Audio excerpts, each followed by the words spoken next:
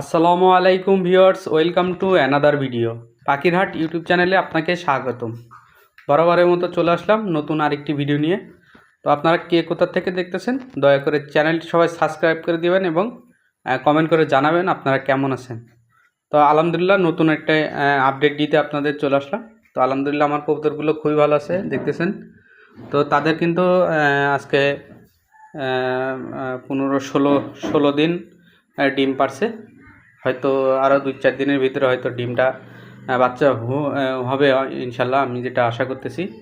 তো আলহামদুলিল্লাহ তারাও এরকম আপনার 2-3 দিন পরে ওরা পারার পরে তারও মানে 15 না তাও 12-13 দিন বয়স হয়ে গেছে ইনশাল্লাহ। মাশাল্লাহ সব খুবই ভালো আছে আলহামদুলিল্লাহ, খুবই অ্যাক্টিভ।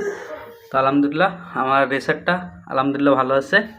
এই যে আরেকটা আলহামদুলিল্লাহ মিলি খুবই ভালো আছে, খুবই ভালো আছে। তো আপনারা কে কোথা থেকে দেখতেছেন কমেন্ট করে জানাবেন। আর আমার পাখিরহাট চ্যানেলটি সবাই সাবস্ক্রাইব করে দিবেন। আর আপনাদের কোনো জানার কোনো কিছু থাকলে আপনারা কমেন্ট করে জানতে পারেন, যে আমি মোটামুটি কবুতর নিয়ে কিছু কিছু যতদূর দিতে পারি আপনাদের দেই। আর আজকে দেখতেছেন নতুন একটা জিনিস, নতুন একটা বলতে কি এরকম ভিডিও আগেও একটা ছিল।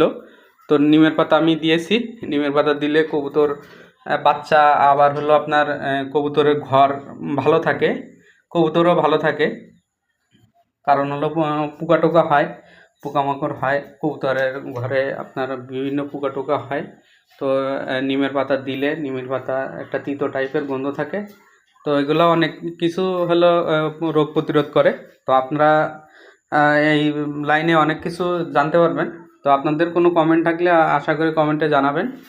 আর কোনো সমস্যা হলে আমাদের চ্যানেলটি সবাই সাবস্ক্রাইব করবেন এবং কমেন্ট করে জানাবেন যে আপনাদের কোনো জানার কিছু থাকলে। তো আলহামদুলিল্লাহ কবুতরগুলো ভালো আছে। তো আজকে এই পর্যন্তই, আল্লাহ হাফেজ, সবাই ভালো থাকবেন।